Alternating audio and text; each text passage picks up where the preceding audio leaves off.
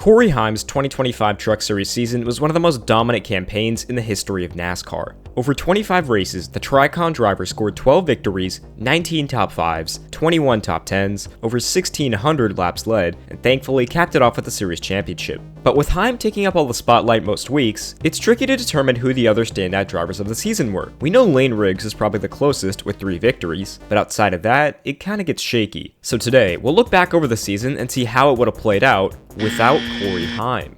Races and stages Heim won would be awarded to the driver who finished second, and everyone behind would move up a place. This should give us a better picture of who the best of the rest were, and give us an idea of who the top drivers are entering the 2026 Truck Series season, with Heim potentially not taking part. Disclaimer: we know that in an alternate universe, all drivers would race differently and that Corey Heim had influence on how several drivers raced, damage it received, and strategy calls their teams may have made. This video is purely a hypothetical made for fun.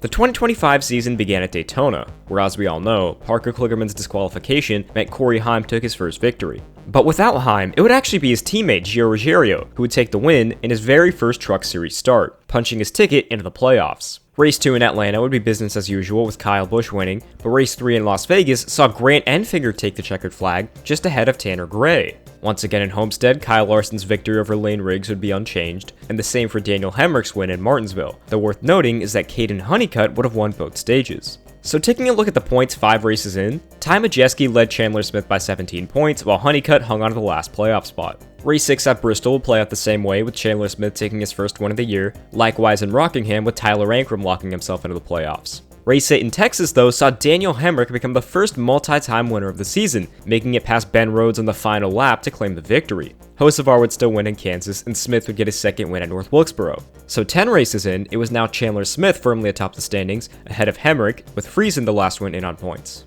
Race 11 in Charlotte, Ross Chastain would win for Nice Motorsports ahead of Caden Honeycutt, and Rajah Caruth would take his first win of the year at Nashville. This was followed, of course, by Stuart Friesen winning in Michigan and Lane Riggs winning in Pocono. Lime Rock, though, would see defending champion Ty Majeski take his first win of the season. Riggs took his second victory of the year at IRP, just before Hemrick took his third win of the year at Watkins Glen. And with one race left till the playoffs, Lane Riggs led teammate Chandler Smith by only 7 points for the regular season title, with Hemrick still technically eligible 23 points back. In terms of the playoffs, though, the final spot would be between ThorSport teammates Jake Garcia and Ben Rhodes. And as Ty Majeski swept the stages to take his second win of the year, Lane Riggs would win the regular season championship, and Jake Garcia would secure the final playoff spot by 18 points. So, while the overall playoff field may not look all that different to what we got in real life, the only difference really being Ruggiero in for Heim, the drivers at the top were in much better shape after the reset. Daniel Hemrick would be the first to lock his way into the second round with a victory in Darlington, followed by Lane Riggs taking the win at Bristol.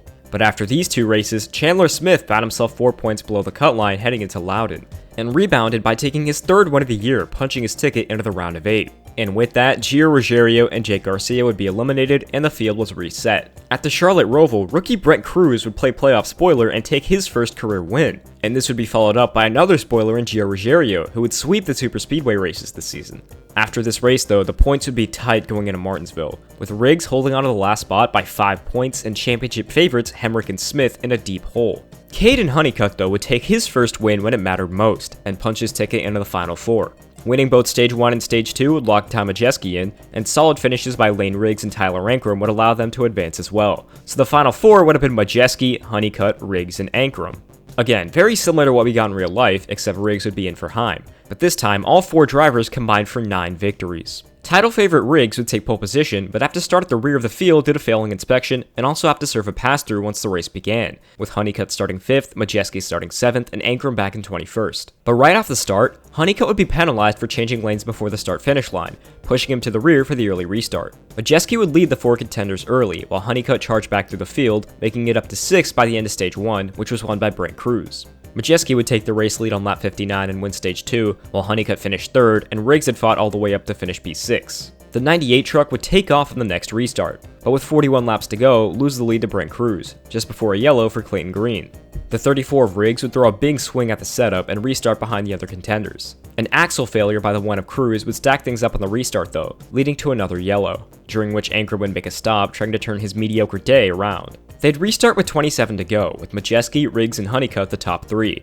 Majeski was initially able to break away, but the 2 reeled him back in, with Riggs making it past Honeycutt and with 25 laps to go, past Majeski for the race and championship lead.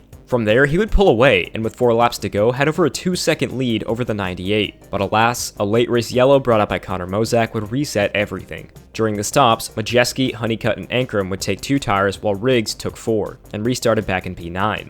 With Parsons and Butcher staying out, the leaders would be stacked up on the restart, and after going 6 wide into turn 1, Majeski would charge off the high line with the lead. He wouldn't be able to take the white though, as further back, Enfinger would wreck with Butcher, Gray, and Ankrum. One more restart. Majeski led Honeycutt with Riggs in P5. The 98 truck though would get an incredible restart and easily clear the others to run off and take the win, and secure his 2nd consecutive NASCAR Craftsman Truck Series championship. So with all that calculated, here are the final standings. The big thing that jumps out at me is the P6 performance from rookie Gio Ruggiero.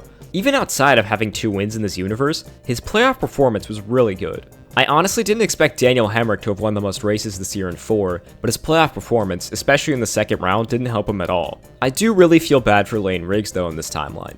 He won 3 races, 10 stages, the regular season championship, had the best average finish, and was 4 laps away from the championship. It really was comparable to the Denny Hamlin situation. He took 4 tires in the second to last yellow, but just wasn't able to pull off the same move Corey Heim did. And the track position Majeski had from taking 2 tires is eventually what won him the title. But on the whole, I think this has shown us that the Truck Series this year was super close behind Corey Heim. I don't think Ty Majeski would have been a crazy undeserving champion in this universe. But well, that was what the 2025 Craftsman Truck Series season would have looked like without Corey Heim. Thank you all for watching, and if you enjoyed it, let us know if we should do a 2025 Xfinity Series without Connor Zoich. Make sure you follow the Daily Downforce on our various social channels, and we'll see you all in the next one.